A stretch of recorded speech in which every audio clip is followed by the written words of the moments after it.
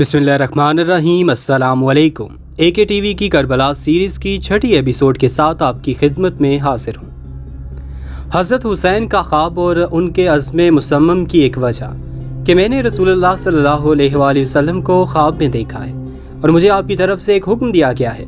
मैं इस हुक्म की बजावरी के लिए जा रहा हूँ, ख्वाह मुझ पर कुछ भी गुजर जाए। उन्होंने पूछा कि वो ख्वाब क्या है।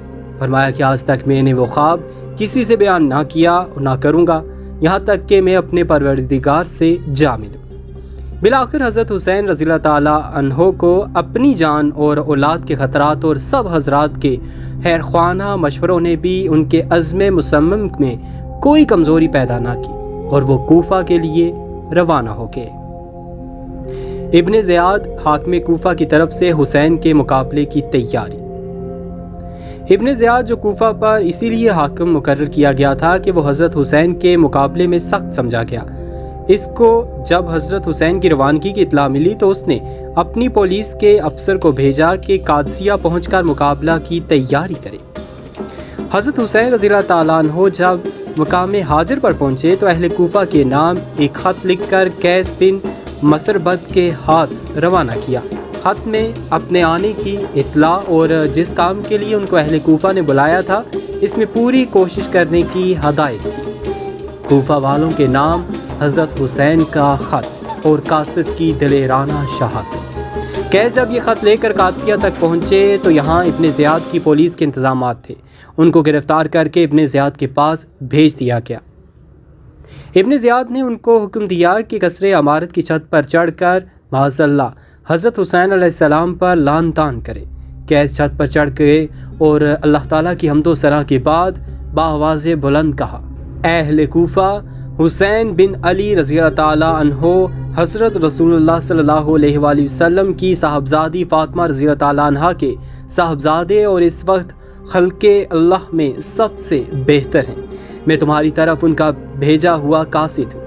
वो मकाम हाजिर तक पहुँच चुके हैं, तुम उनका इस्तकबाल करो। इसके बाद इब्ने ज़ियाद को बुरा भला कहा और हज़रत अली रज़ियल्लाहु ताला अन्हु के लिए दुआए मग़फ़िरत की। इब्ने ज़ियाद इनकी दलेरी और जांबाजी पर हैरान रह गया। हुक्म दिया कि इनको कसर की बुलंदी से नीचे फेंक दिया जाए। ज़ालिमों ने इसके हुक्म की तामील की। कैस नीचे गिरकर टुकड़े टुकड़े हो गए। राह में अब्दुल्ला इब्ने मती से मुलाकात और उनका वापसी के लिए इसरार।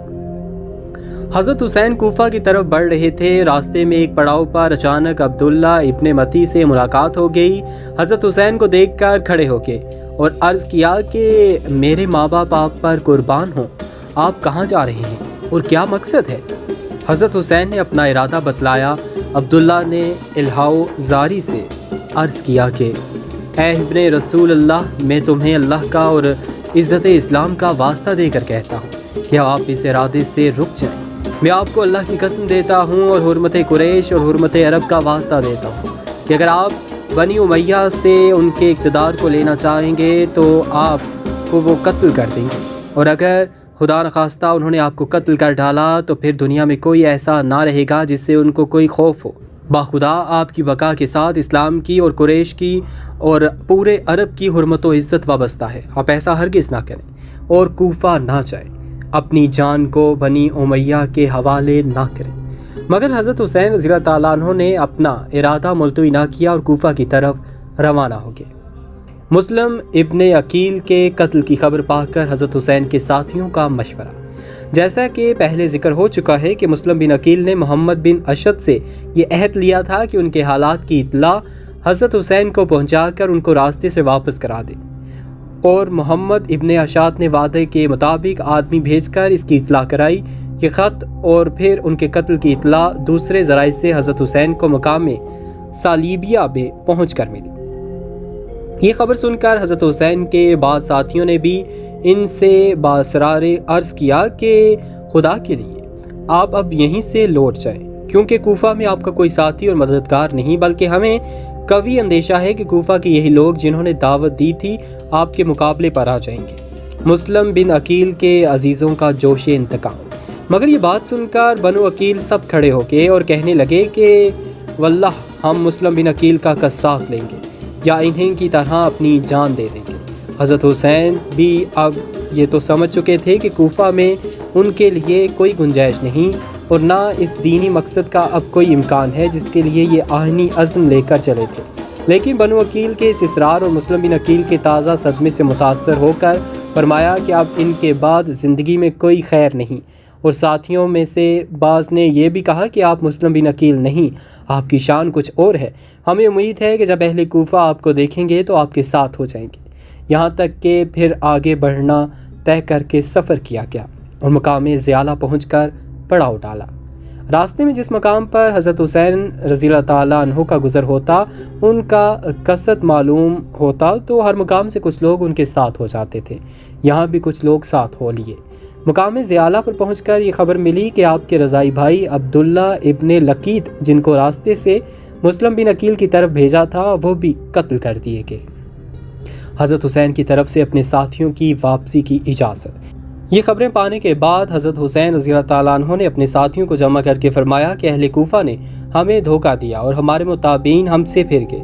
اب جس کا جی چاہے واپس ہو جائے، میں کسی کی ذمہ داری اپنے سر لینا نہیں چاہتا۔ اس اعلان کے ساتھ راستے سے ساتھ ہونے والے بدوی لوگ سب داہنی بائیں چل دیے اور اب حضرت حسین کے ساتھ صرف وہی لوگ رہ گئے جو مکہ سے ان کے ساتھ آئے تھے۔ یہاں سے روانہ ہو کر مقام عقبہ پر پہنچے تو ایک عرب ملے اور کہا کہ میں آپ کو خدا کی قسم دیتا ہوں کہ آپ لوٹ جائیں، آپ نیزوں، بھالوں اور تلواروں کی طرف جا رہے ہیں۔ جن لوگوں نے آپ کو بلایا ہے، اگر وہ خود اپنے دشمنوں سے نمٹتے اور ان کو اپنے شہر سے نکال کر آپ کو بلاتے تو وہاں جانا ایک صحیح رائے ہوتی، لیکن اس حال میں کس طرح آپ کا جانا مناسب نہیں۔ حضرت حسین رضی اللہ تعالیٰ عنہ نے فرمایا کہ تم جو کہہ رہے ہو مجھ پر بھی پوشیدہ نہیں، لیکن تقدیر الہی پر کوئی غالب نہیں آ سکتا۔ ابن زیاد کی طرف سے حر بن یزید 1000 لشکر لے کر پہنچ گئے۔ حضرت حسین اور ان کے ساتھی چل رہے تھے کہ دوپہر کے وقت دور سے کچھ چیزیں حرکت کرتی نظر آئیں۔ غور کرنے پر معلوم ہوا کہ گھوڑے سوار فوج ہے۔ یہ دیکھ کر حضرت حسین اور ان کے ساتھیوں نے ایک پہاڑی کے قریب پہنچ کر محاذ جنگ بنایا۔ یہ حضرات محاذ کی تیاری میں مصروف ہی تھے کہ 1000 گھوڑے سوار فوج حر بن یزید کی قیادت میں مقابلے پر آ گئے اور ان کے مقابلے پر آ کر پڑاؤ ڈال دیا۔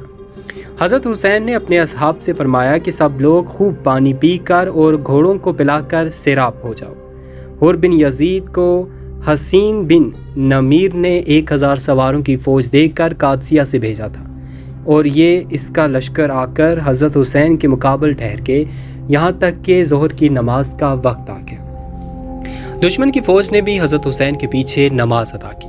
حضرت حسین نے اپنے مؤذن کو اذان دینے کا حکم دیا اور سب نماز کے لیے جمع ہو گئے تو حضرت حسین نے فریق کے مقابل کو سنانے کے لیے ایک تقریر فرمائی، جس میں حمد و صلات کے بعد فرمایا: اے لوگو، میں اللہ تعالیٰ کے سامنے اور تمہارے سامنے یہ عذر رکھتا ہوں کہ میں نے اس وقت تک یہاں آنے کا ارادہ نہیں کیا جب تک تمہارے بے شمار خطوط اور وفود میرے پاس نہیں پہنچے، جن میں بیان کیا گیا تھا کہ اس وقت تک ہمارا کوئی امام اور امیر نہیں۔ آپ آ جائیں تو امید ہے کہ اللہ تعالیٰ آپ کو ہماری ہدایت کا ذریعہ بنا دے۔ میں تمہارے بلانے پر آ گیا۔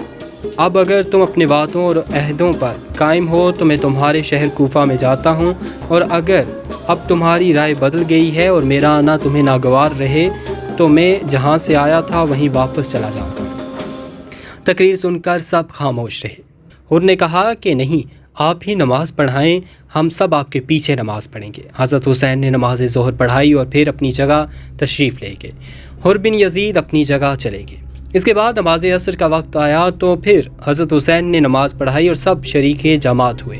عصر کے بعد پھر حضرت حسین نے ایک خطبہ دیا۔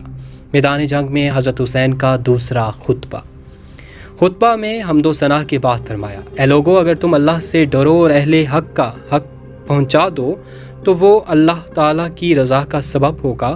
ہم اہل بیت اس خلافت کے لیے ان لوگوں سے زیادہ حقدار ہیں جو حق کے خلاف اس کا دعویٰ کرتے ہیں، اور اگر تم ہمیں ناپسند کرتے ہو اور ہمارے حق سے جاہل ہو اور اب تمہاری رائے وہ نہیں رہی جو تمہارے خطوط میں لکھی تھی اور تمہارے قاصدوں نے مجھ تک پہنچائی تھی، تو میں لوٹ جاتا ہوں۔ اس وقت حر بن یزید نے کہا کہ ہمیں ان خطوط اور وفود کی کچھ خبر نہیں کہ وہ کیا ہیں اور کس نے لکھے ہیں۔ حضرت حسین نے 2 تھیلے خطوط سے بھرے ہوئے نکالے اور ان لوگوں کے سامنے انڈیل دیا۔ حر نے کہا کہ بہرحال ہم ان خطوط کے لکھنے والے نہیں ہیں اور ہمیں امیر کی طرف سے حکم ملا ہے کہ ہم آپ کو اس وقت تک نہ چھوڑیں جب تک ابن زیاد کے پاس کوفہ نہ پہنچا دیں۔ حضرت حسین نے جواب دیا کہ اس سے تو موت بہتر ہے۔ اس کے بعد حضرت حسین نے اپنے ساتھیوں کو حکم دیا کہ سوار ہو جائیں اور واپس لوٹ جائیں، مگر اب حر بن یزید نے اس ارادے سے روکا تو حضرت حسین کی زبان سے نکلا، تمہاری ماں تمہیں روئے، تم کیا چاہتے ہو؟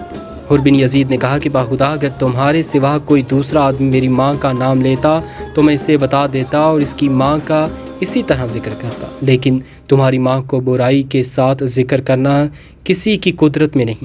حضرت حسین نے فرمایا کہ اچھا بتاؤ تمہارا کیا ارادہ ہے؟ حر بن یزید نے کہا کہ ارادہ یہ ہے کہ وہ آپ کو ابن یزید کے پاس پہنچا دینا چاہتا ہے۔ حضرت حسین رضی اللہ تعالیٰ عنہ نے فرمایا کہ پھر میں تمہارے ساتھ ہرگز نہ جاؤں گا۔ انہوں نے کہا تو پھر میں باخدا آپ کو نہ چھوڑوں گا۔ کچھ دیر تک یہی بات چیت ہوتی رہی۔ اب تک کے لیے اتنا ہی۔ مزید اگلی ایپیسوڈ دیکھنے کے لیے ہمارے چینل کو اگر آپ نے سبسکرائب نہیں کیا تو AK TV کو کریں سبسکرائب۔ مجھے دیجیے اجازت، اللہ حافظ۔